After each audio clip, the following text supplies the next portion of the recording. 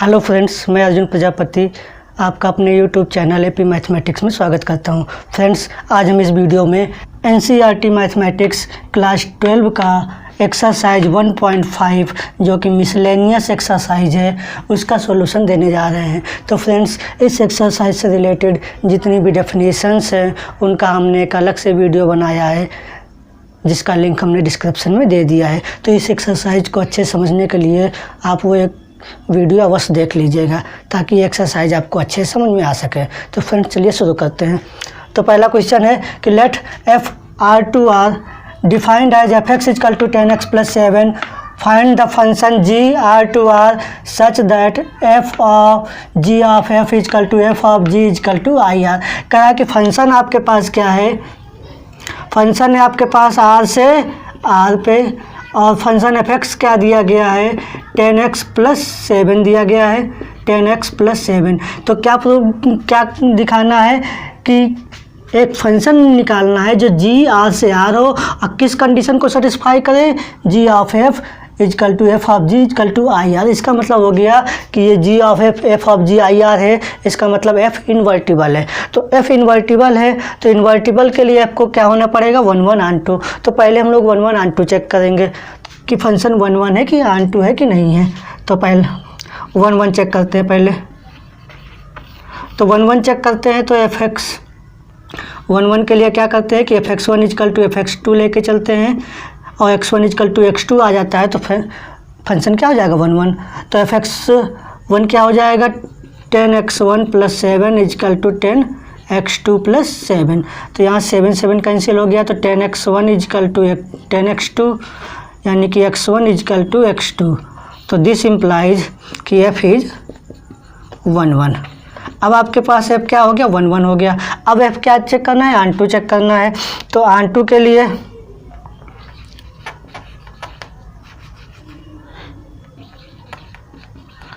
आन 2 चेक करना है तो let y belongs to r। इस को डोमेन में हमने y r लिया जो कि कैसा है such that y equal to किसके बराबर हमने हो मान लिया कि 10x + 7। तो यहाँ से x की वैल्यू क्या आएगी कि this implies x equal to y - 7/10 for any y belongs to r there exist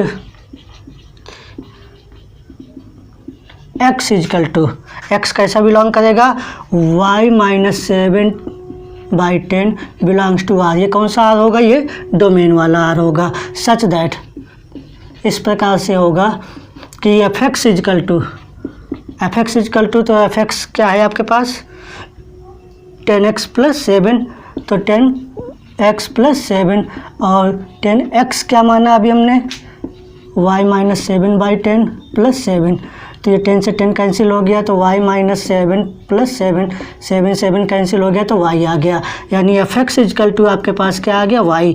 और जब भी F x equal to y हो जाता है तो फंक्शन क्या हो जाता है एफ इज आन 2 हो जाता है। तो देयरफॉर एफ इज 1 1 एंड आन 2 1 1 भी हो गया यहाँ से और आन 2 भी हो गया। तो देयरफॉर f इज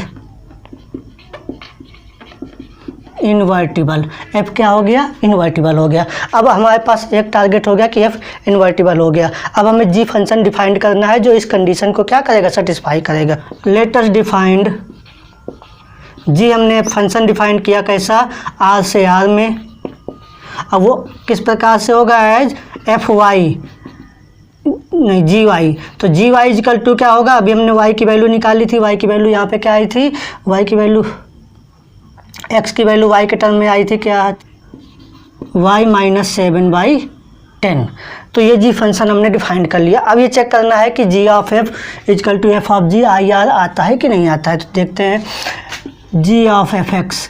तो जी ऑफ एफ एक्स क्या होगा कि जी ऑफ एफ एक्स। तो जी ऑफ एफ एक्स क्या है आपके पास एफ एक्स है 10x + 7। अच्छा जी वाई क्या है, जी वाई है y - 7/10। तो y की जगह आपको क्या रखना है 10x + 7। तो क्या हो जाएगा x y मिला, y की जगह आपको रखना है 10x + 7 - 7/10 7 7 कैंसिल हो गया, 10 से 10 कैंसिल हो जाएगा, ये x हो जाएगा। यानी जी ऑफ एफ एक्स क्या हो गया, x हो गया। अब एफ ऑफ जी वाई देखते हैं। एफ ऑफ जी वाई क्या आएगा, F of G Y. G Y आपके पास क्या है, जी वाई आपके पास है y माइनस 7 बाई 10। तो अब एफ एक्स की जगह ये वैल्यू रखनी है, तो एफ एक्स क्या है 10x प्लस 7। अब x की जगह ये वैल्यू रखनी है y माइनस 7 अपॉन 10, तो क्या हो जाएगा 10x मिला तो y माइनस 7 अपॉन 10 प्लस 7।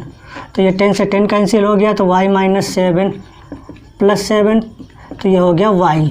यानी कि g of F of G y क्या हो गया, y हो गया। तो एफ ऑफ जी x हो गया, एफ ऑफ जी y हो गया। Therefore g of f equal to F of ji is equal to I R, identity function हो गया। तो हमें क्या करना था, यह फंक्शन डिफाइन करना था। Hence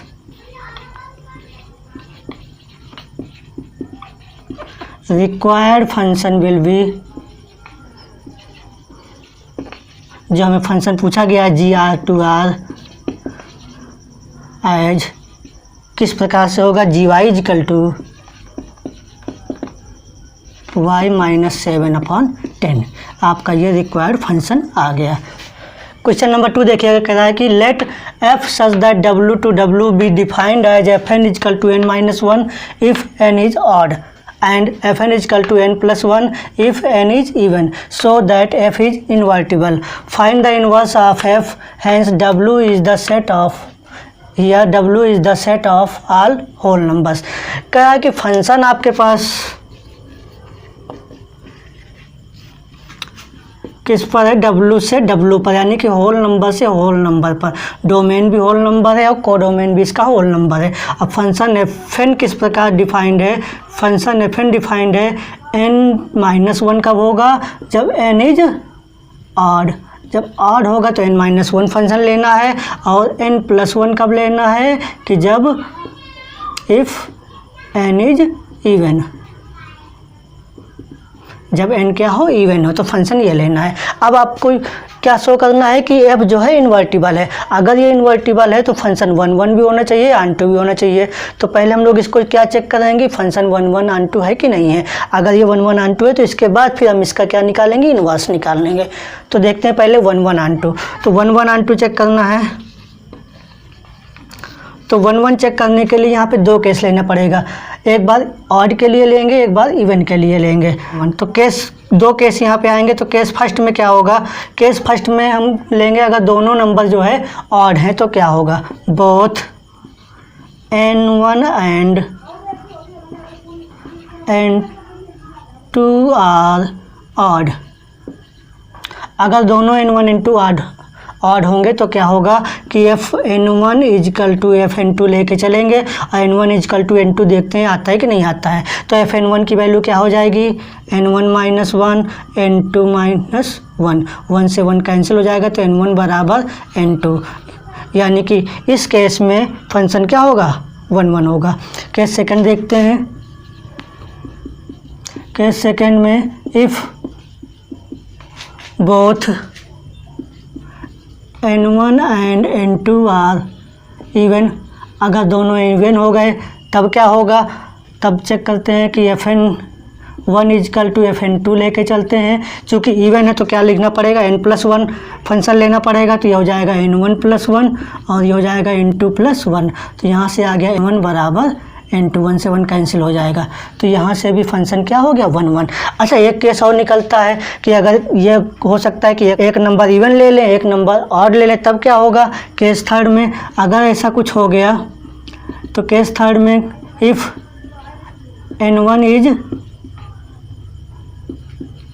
odd and n2 is even, तब क्या हो सकता है। तो हम लोग fn1 इजकल टू fn2 लेके चलते हैं। तो n1 ऑड है तो ऑड वाला फंक्शन होगा n1 माइनस 1, और n2 इवन है तो इवन वाला फंक्शन लिखेंगे n2 प्लस 1। तो यहाँ से आपके पास आ गया n1 minus n2 is equal to 2, जो कि नॉट पॉसिबल है, पॉसिबल नहीं हो सकता। क्यों नहीं पॉसिबल हो सकता है? क्योंकि ऑड और इवन का जब भी डिफरेंस लेंगे तो हमेशा ऑड नंबर आएगा, लेकिन यहाँ पे 2 है, इवन है, यानी कभी भी एक ऑड नंबर लो और इवन नंबर लो, माइनस करने पे 2 नहीं आ सकता है, हमेशा क्या आएगा? ऑड नंबर ही आएगा। तो ये पॉसिबल नहीं है केस। तो यानी कि बाकी 2 केस पॉसिबल है, तो दोनों केस में आपका फंक्शन कैसा है? 1 1 दिख रहा है, तो f इज 1 1, तो फंक्शन क्या हो गया? 1 1 हो गया। अब हमें क्या चेक करना है? ऑन टू चेक करना है। तो ऑन टू चेक करने के लिए ध्यान से देखिएगा कि डोमेन आपके पास W है, कोडोमेन भी W है। तो यहाँ पे W क्या है? वो 0 1 2 3 4 होल नंबर ये होते हैं आपके 0 1 2 3 4 5 डॉट डॉट। तो अगर 0 लेते हैं, 0 क्या है? इवन है, तो इवन जब हम यहाँ पे लेंगे तो ये लगाना पड़ेगा n+1, तो क्या हो जाएगा? 0 की इमेज कहाँ पे जाएगी? 1 पे जाएगी। 1 कैसा फंक्शन नंबर है? ऑड नंबर है, तो ऑड नंबर के लिए फंक्शन क्या यूज करेंगे? n-1, तो n-1 यूज फंक्शन यहाँ पे रखेंगे तो 1 - 1 क्या हो जाएगा? 0, यानी 1 की इमेज कहाँ जाएगी? 0 पे जाएगी। 2 कैसा है? इवन नंबर है, तो 2 + 1 3, तो 2 की इमेज कहाँ जाएगी? 3 पे, और 3 की इमेज कहाँ जाएगी? 2 पे। इसी प्रकार से आपका जो है फंक्शन चलता जाएगा। तो यहाँ पे आपको दिख रहा है कि अगर हम कोडोमेन में कोई नंबर ऐसा ले लें जो क्या हो? इवन हो। इवन क्या है? 0 है, 2 है, 4 है, तो 0 की इमेज कहाँ जा रही? 1 पे, 2 की इमेज कहाँ जा रही? 3 पे, 4 की इमेज कहाँ जा रही? 5 पे। तो अगर यहाँ पे हम इवन लेते हैं तो उसकी वो किसकी इमेज है? ऑड की इमेज है। और अगर यहाँ पे ऑड लेते हैं तो वो किसकी इमेज होगी? इवन की इमेज होगी। तो यहाँ पे आप क्या लिखेंगे ऑन टू फंक्शन में कि फॉर एनी ऑड नंबर कैसा होगा? 2r+1 in codomain is the image of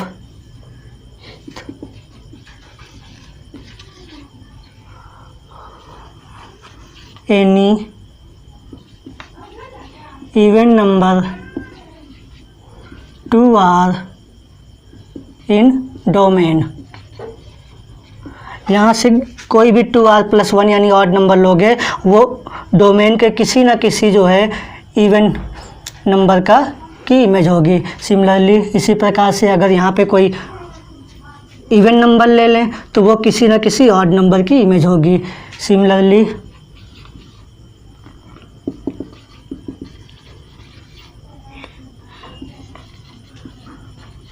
for any even number कैसा होगा? 2r टाइप का होगा। 2r in codomain W is the image of any even हो तो किसका होगा? ऑड नंबर 2r+1 इन डोमेन W। यानी कि अगर इधर कोई इवन नंबर लोगे तो वो किसी ना किसी जो है डोमेन के किसी ना किसी ऑड नंबर की वो क्या होगी? इमेज होगी। तो यहाँ पे आपको दिख रहा है कि हर एलिमेंट किसी ना किसी नंबर का इमेज है, तो therefore f is onto. तो f 1 1 भी हो गया, f ऑन टू भी हो गया, तो f is 1 1 and onto, so f is invertible. f कैसा हो गया? इन्वर्टिबल हो गया। तो आपका एक पार्ट कंप्लीट हो गया, इन्वर्टिबल हो गया। अब आपको क्या निकालना है? इसका इन्वर्स निकालना है। तो देखिए जगह रब कर देते हैं इसको। नया फंक्शन डिफाइंड करते हैं। Let us defined GW to W as GM is equal to m-1 if m is odd, m+1 if m is even। Now आप यहाँ पे चेक करते हैं। Now when n is odd, जब n ऑड होगा तो g ऑफ एफ एन क्या हो जाएगा, g ऑफ एफ एन होगा g ऑफ एफ एन, और g of F N odd है ना, तो ऑड के लिए क्या लगाएंगे n plus n minus one, और जब n ऑड होगा तो n माइनस वन क्या हो जाएगा, इवन हो जाएगा। तो इवन के लिए क्या है, g फंक्शन है, इवन के लिए ये रहा m प्लस वन, तो m प्लस वन यानी कि यहाँ पे n की तो n minus one plus one, तो ये क्या आ जाएगा n, तो g ऑफ एफ एन क्या हो गया, एफ एन हो गया। इसी प्रकार से व्हेन n इज इवन, जब n इवन होगा तो g ऑफ एफ एन क्या हो जाएगा, g ऑफ एफ एन हो जाएगा g ऑफ एफ एन, और g of F N even है, तो इवन के लिए क्या यूज करेंगे, फंक्शन n प्लस वन, तो n प्लस वन, तो जब n इवन होगा तो n प्लस वन क्या हो जाएगा, ऑड हो जाएगा, तो ऑड हो जाएगा तो ऑड वाला फंक्शन यूज करेंगे, m माइनस वन, तो जी एम है m माइनस वन, तो जी एन प्लस वन क्या हो जाएगा, जी एन प्लस वन हो जाएगा n plus one minus one n, यानी दोनों ही कंडीशन में g ऑफ एफ एन क्या हो जाएगा, n के बराबर हो जाएगा। इसी प्रकार similar when m is odd, जब m ऑड होगा तो क्या होगा, f ऑफ जी एम, तो f of G M, f of G M, m कैसा है, ऑड है, तो जी एम जब ऑड होता है तो क्या फंक्शन यूज करेंगे, m माइनस वन, तो हो जाएगा f m माइनस वन, तो जब m ऑड होगा तो m माइनस वन क्या हो जाएगा, इवन हो जाएगा। तो इवन के लिए क्या है फंक्शन है f में, इवन के लिए n plus one, F N है n प्लस वन, तो f m माइनस वन क्या हो जाएगा, इनकी जगह क्या रखोगे, m माइनस वन, तो हो जाएगा m minus one plus one, तो एफ एम, तो g ऑफ एफ एम क्या हो गया, m हो गया। इसी प्रकार से व्हेन n इज इवन, जब m इवन होगा तब आपका f ऑफ g क्या हो जाएगा, f ऑफ जी एम हो जाएगा, f of G M, f of G M even है तो इवन के लिए क्या यूज करेंगे, m प्लस वन, तो m इवन है तो m प्लस वन क्या हो जाएगा, ऑड हो जाएगा, तो f में ऑड का फंक्शन क्या है, n माइनस वन है, तो f n है m minus one, n minus one, तो f m प्लस वन क्या हो जाएगा, m प्लस वन, n की जगह क्या रखेंगे, m प्लस वन, तो m plus one minus one, तो ये हो गया m। तो दोनों ही कंडीशन में आपको दिख रहा है कि g ऑफ f लिखें या f ऑफ g लिखें, दोनों आइडेंटिटी फंक्शन हो गए, तो f क्या हो गया, दिस इम्प्लाइज कि f inverse equal to g, f का इन्वर्स क्या हो जाएगा, g, आपको क्या निकालना था, इन्वर्स ऑफ f। तो यहाँ पे आपको दिख रहा है कि f फंक्शन ले या g फंक्शन ले, दोनों सेम दिख रहे हैं भाई, f n ये भी n माइनस वन है, जब ऑड लेते हैं यहाँ पे भी n की जगह खाली m आ गया है, नंबर तो वही है, इवन और ऑड। तो यहाँ पे आपको क्या लिखना पड़ेगा, hence the inverse of f is f itself, यानी f का इन्वर्स क्या होगा, f ही होगा। क्वेश्चन नंबर 3 देखिएगा, कह रहा है कि if r to r is defined by fx is equal to x square minus 3x plus 2, find f of fx। तो सॉल्यूशन पे देखिएगा, फंक्शन डिफाइंड है r से, r पे fx आपके पास दिया गया है x square minus 3x plus 2, आपको क्या निकालना है, f ऑफ एफ एक्स।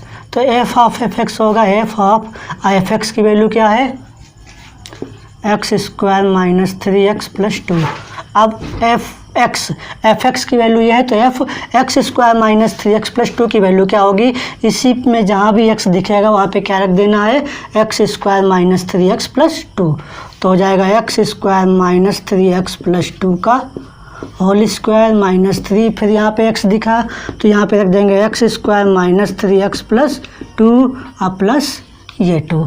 अब इसका होल स्क्वायर खोलना है, a प्लस बी प्लस सी का होल स्क्वायर से इसको ओपन कर देंगे, फार्मूला आपको मालूम ही होगा, तो ओपन करते हैं तो ये हो जाएगा x की power 4 plus 9x square plus 4 plus 2a भी होता है तो हो जाएगा माइनस का 6x क्यूब माइनस का 12x और प्लस का 4x स्क्वायर। यहाँ से इसको मल्टीप्लाई करते हैं, माइनस का 3x² प्लस का 9x माइनस का 6 और प्लस का 2।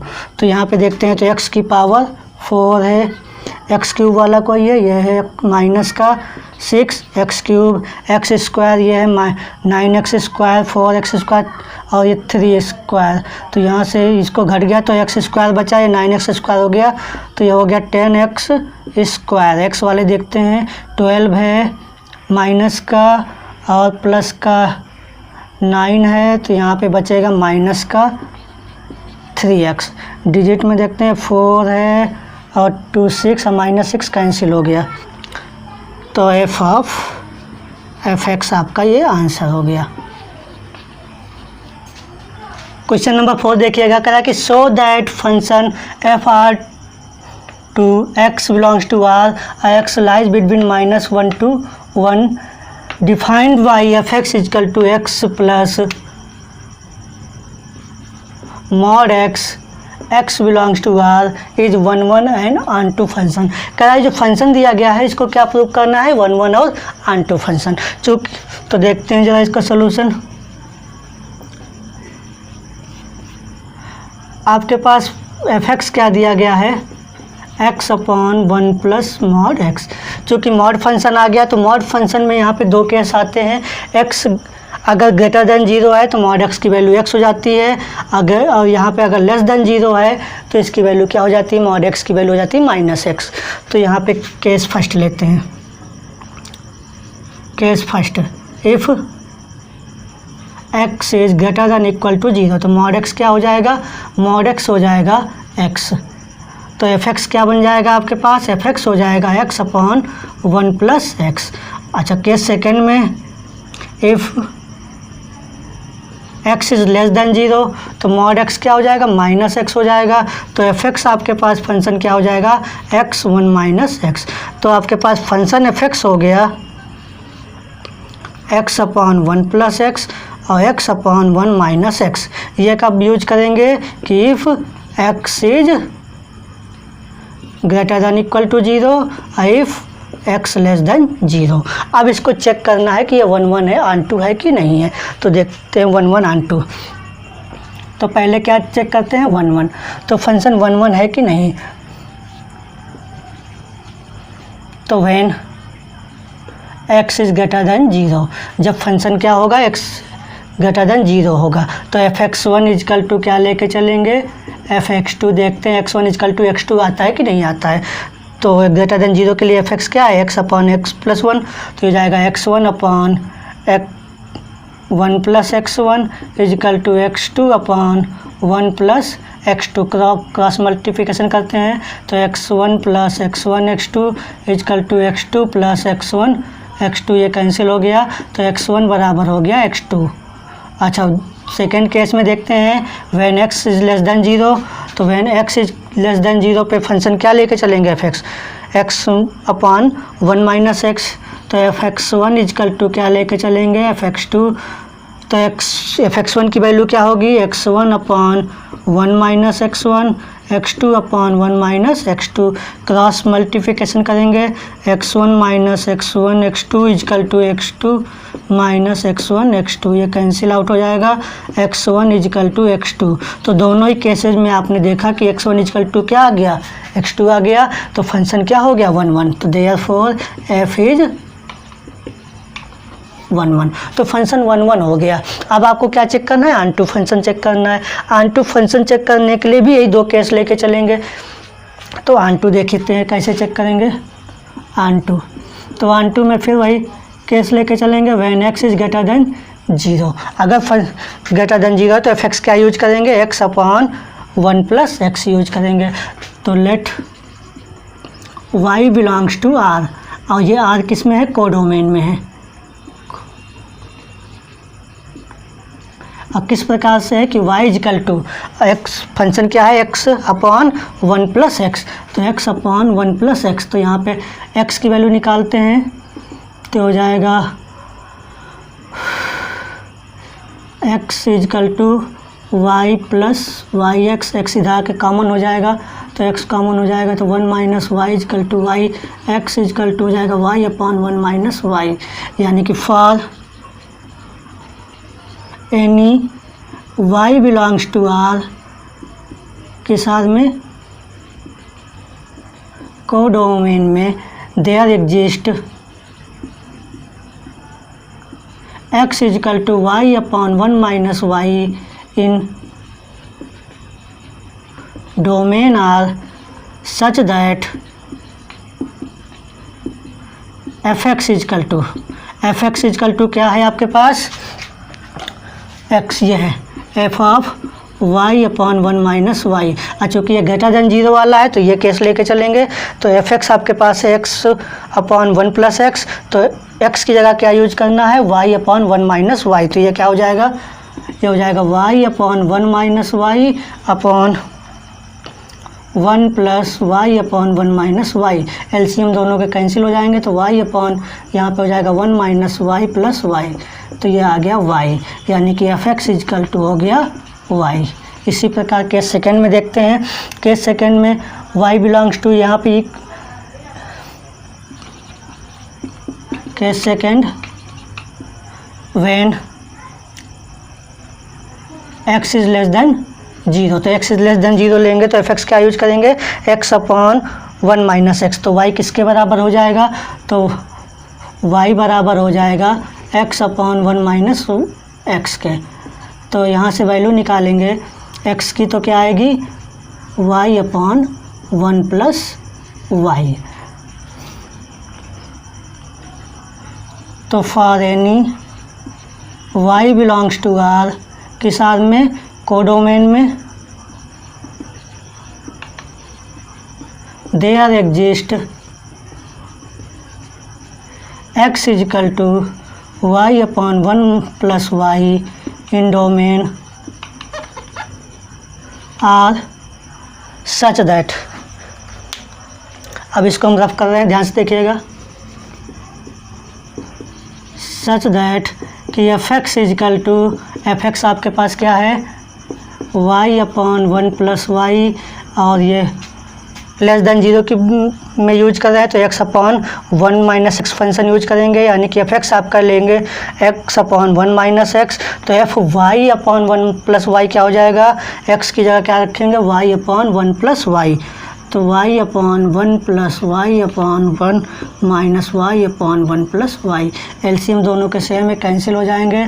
यहाँ एलसीएम 1 क्रॉस मल्टीप्लिकेशन, तो ये कैंसिल होके आ गया fx इजकल टू y। तो दोनों ही केस में आपने देखा कि fx इजकल टू y आ गया, तो therefore f is onto.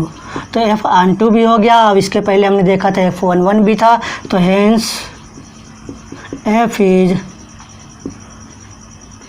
1 and onto. तो फंक्शन कैसा हो गया आपका, 1 भी और ऑनटू भी हो गया।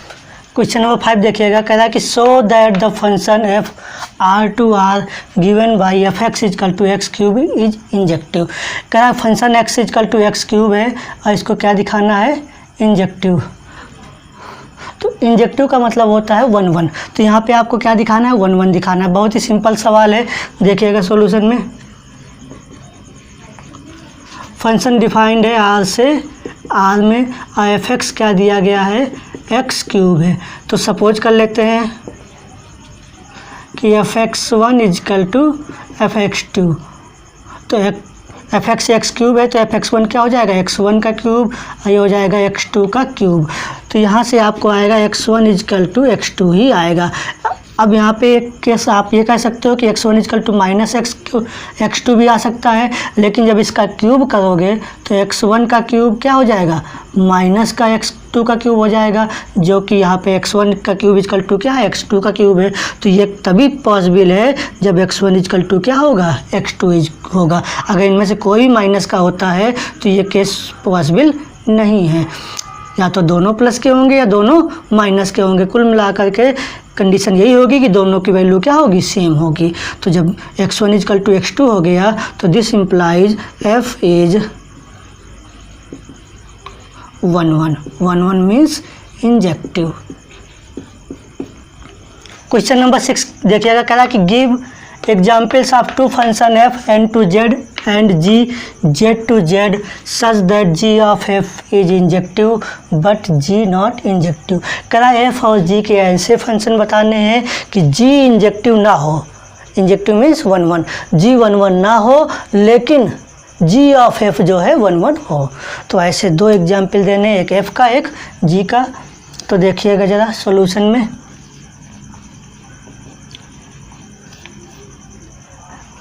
लेट हमने फंक्शन जो f n से z में डिफाइंड है तो एफ एक्स इजकल टू ले लिया x, और g z टू z में है, इसमें हमने जी एक्स ले लिया मॉड x। अब यहाँ पे हमने दो फंक्शन के एग्जाम्पल दिए हैं। अब ये चेक करते हैं कि जी एक्स नॉट इंजेक्टिव है कि नहीं है और जी ऑफ एफ इंजेक्टिव है कि नहीं है। अगर ये जी नॉट इंजेक्टिव हो गया और जी ऑफ एफ इंजेक्टिव हो गया तो आपका सॉल्यूशन हो गया, एक फंक्शन एफ हो जाएगा और एक जी एक्स हो जाएगा। तो सबसे पहले हम ये चेक कर लेते हैं कि जी नॉट इंजेक्टिव है कि नहीं। ही ध्यान से देखिएगा, जी माइनस 1 क्या हो जाएगा, मॉड माइनस 1 1, और जी 1 क्या हो जाएगा, मॉड 1 1।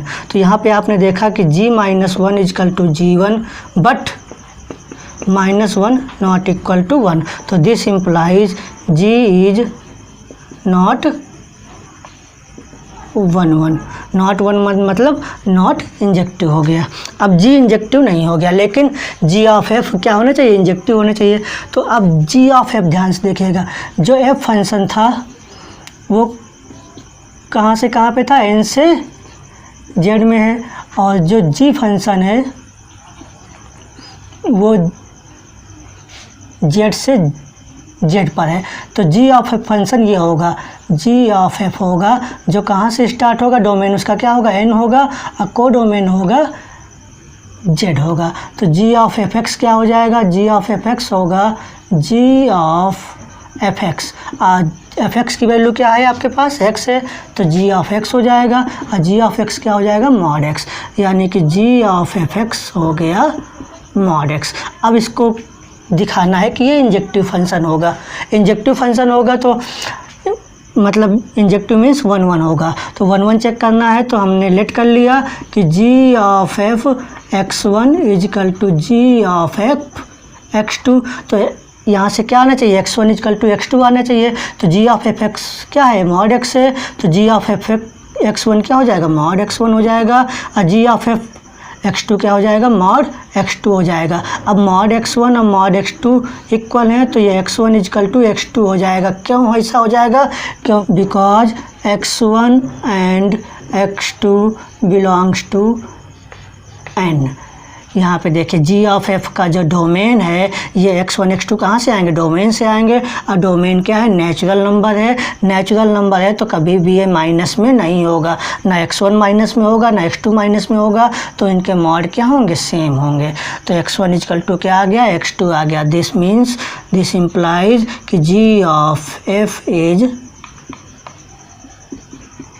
इंजेक्टिव। तो g ऑफ f इंजेक्टिव हो गया और g कैसा हो गया, नॉट इंजेक्टिव हो गया। तो आपको दो एग्जाम्पल बताने थे, तो एग्जाम्पल्स क्या हो जाएंगे, फंक्शन जो होगा तो एफ एक्स क्या हो जाएगा, x हो जाएगा, और जी एक्स क्या हो जाएगा, मॉड x हो जाएगा। ये आपके एग्जाम्पल्स हो गए। क्वेश्चन नंबर 7 देखिएगा, करा के given examples of two function f n to n and g n to n such that g of f is onto but f is not onto. दोनों function defined है natural number से natural number पर, और F और जी के ऐसे example बताने हैं कि एफ ऑन टू ना हो लेकिन जी ऑफ एफ क्या हो जाए, ऑन टू हो जाए। तो देखते हैं इसका solution.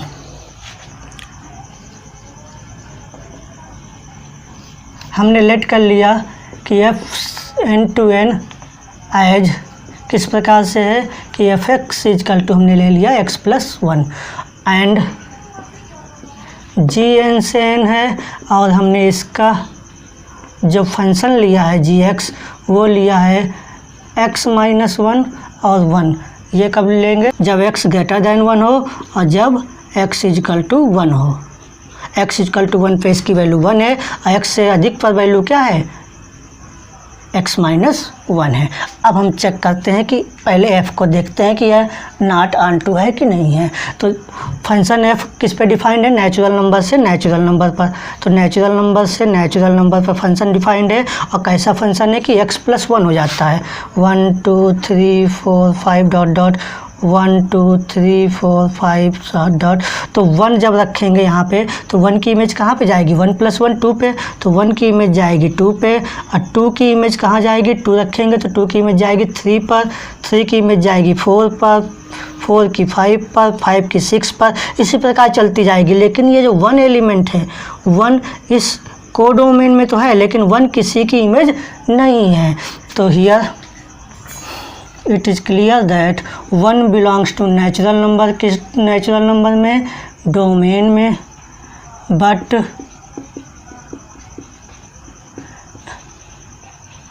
This element is not image of any element in domain.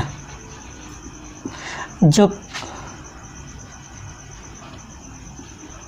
Codomain है, जो कोडोमेन का 1 है वो किसी डोमेन की इमेज नहीं है। तो ये एलिमेंट खाली रह गया। तो जब कोई एलिमेंट किसी की इमेज नहीं होता है तो ये फंक्शन क्या हो जाएगा, नॉट ऑन टू। तो therefore f is not onto. अब f ऑन टू नहीं है। अब आपको क्या चेक करना है कि g of f onto होना चाहिए। तो g ऑफ f जो होगा वो किस पे डिफाइंड होगा, नेचुरल नंबर से नेचुरल नंबर पर।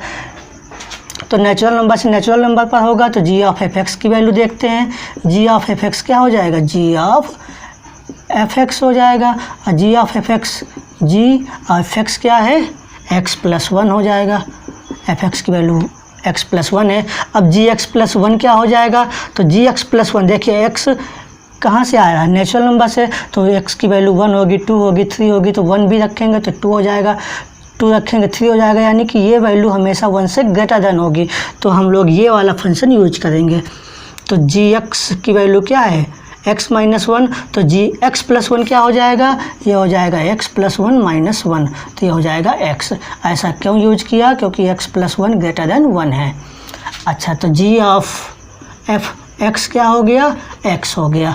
अब g ऑफ f(x) x हो गया, यानी आपके पास क्या मिला कि g ऑफ f(x) = x। तो यहाँ पे डोमेन में जो भी रखेंगे कोडोमेन वही आएगा। एक प्रकार से ये कैसा फंक्शन हो गया, आइडेंटिटी हो गया। तो आइडेंटिटी फंक्शन हो गया, तो आइडेंटिटी फंक्शन 1 1 भी होगा और ऑन टू भी होगा। तो यहाँ पे आप कह सकते हो कि for any y belongs to codomain there exist x = y belongs to domain n such that g of f(x) = y। तो therefore g of f is onto, g of f क्या हो गया, onto। तो हमने ऐसे 2 एग्जाम्पल बता दिए, एक f(x) ये हो गया और एक gx ये हो गया कि f(x) कैसा है, नॉट onto है, लेकिन g of f कैसा है, onto हो गया। क्वेश्चन नंबर 8 देखिएगा, कह रहा है given a non empty set x, consider px which is the set of all subset of x, define the relation r in px as follows for subset a b in px a or b if and only if a subset b is r an equivalence relation in px। कह रहा है कि कोई set है, उसका px super set है, यानी कि सारे इसके सबसेट का कलेक्शन है। तो अब px में एक रिलेशन डिफाइंड है, और वो रिलेशन ऐसा है कि a और b कि a सबसेट b है। इस px के कोई 2 सेट लेने हैं, उनमें ऐसा रिलेशन है a और b कि a सबसेट b है। कह रहा है कि ये रिलेशन इक्विवेलेंस रिलेशन है कि नहीं px में, ये बताना है आपको। तो इक्विवेलेंस रिलेशन प्रूव करना है। तो इक्विवेलेंस रिलेशन पहचानने के लिए कब इक्विवेलेंस रिलेशन होगा, जब वो रिफ्लेक्सिव भी हो, सिमेट्रिक भी हो, ट्रांजिटिव भी हो। तो इस इक्विवेलेंस चेक करने के लिए आपको चेक करना पड़ेगा कि रिफ्लेक्सिव, सिमेट्रिक और ट्रांजिटिव है कि नहीं। अगर तीनों कंडीशन सेटिस्फाई होती है तो इक्विवेलेंस रिलेशन होगा। अगर इसमें से कोई भी एक कंडीशन नॉट सेटिस्फाइड होती है तो इक्विवेलेंस रिलेशन नहीं होगा। तो देखते हैं इक्विवेलेंस है कि नहीं है। तो लेट किया हमने, let A comma B are subset of P X. A और बी जो दो सेट हैं वो पी एक्स के क्या है, सबसेट हैं। और रिलेशन ए और बी किस प्रकार से डिफाइंड है कि ए सबसेट बी है। अब ए सबसेट बी है तो हम लोग जानते हैं, वी नो दैट, हम लोग जानते हैं कि कोई भी सेट हो खुद का सबसेट होता है, प्रत्येक सेट स्वयं का सबसेट होता है। तो अगर बी की जगह आप ए रख दें तो कंडीशन सेटिस्फाई हो जाएगी। तो this implies A R A subset A, this implies a subset A, यानी कि ए आर ए भी इस जो रिलेशन है उसको सेटिस्फाई कर रहा है। तो this implies R is reflexive. R कैसा हो गया, रिफ्लेक्सिव हो गया। सिमेट्रिक देखते हैं, let a R b implies a subset b. A subset b not implies b subset a. A subset b को बी सबसेट ए नहीं लिख सकते हैं। अगर इसको उल्टा लिखेंगे तो यह कंडीशन सेटिस्फाइड नहीं होगी। कैसे, अगर ए इजकल टू हम ले लें 1,2, अब बी इजकल टू ले लें 1, 2, 3, तो यहाँ पे आप देखेंगे कि ए सबसेट बी है but b not subset a है। तो a R b not implies करेगा बी आर ए को, यानी कि उल्टा करने पे कंडीशन सेटिस्फाइड नहीं होगी। तो ये जो रिलेशन है वो सिमेट्रिक नहीं होगा। तो this implies R is not symmetric, symmetric नहीं होगा। अब क्या चेक करना है, ट्रांजिटिव चेक करना है। तो ट्रांजिटिव चेक करने के लिए लेट किया a R b and b R c as, क्या इम्प्लाइज करेगा कि ए सबसेट बी होगा एंड बी सबसेट सी होगा। ए बी का सबसेट है, बी सी का सबसेट है, तो यहाँ से आपको क्या दिख रहा है कि ए सी का सबसेट होगा। तो a R b and b R c क्या इम्प्लाइज कर रहे हैं, ए आर सी, ए सी का सबसेट हो गया, इसका मतलब ए आर सी हो गया। तो a R b and b R c क्या इम्प्लाइज करेंगे, a R c, that is R is transitive. तो आर रिफ्लेक्सिव है, आर सिमेट्रिक नहीं है, आर ट्रांजिटिव है। तो आर इक्विवेलेंस होगा कि नहीं होगा, तो आर इक्विवेलेंस नहीं होगा। क्यों, क्योंकि आर सिमेट्रिक नहीं है। तो रिजल्ट क्या मिला कि hence R is not equivalence in Px since R is not symmetric। R equivalence क्यों नहीं होगा, क्योंकि R सिमेट्रिक नहीं है। तो ये रहा आपका रिजल्ट क्वेश्चन नंबर 8 का।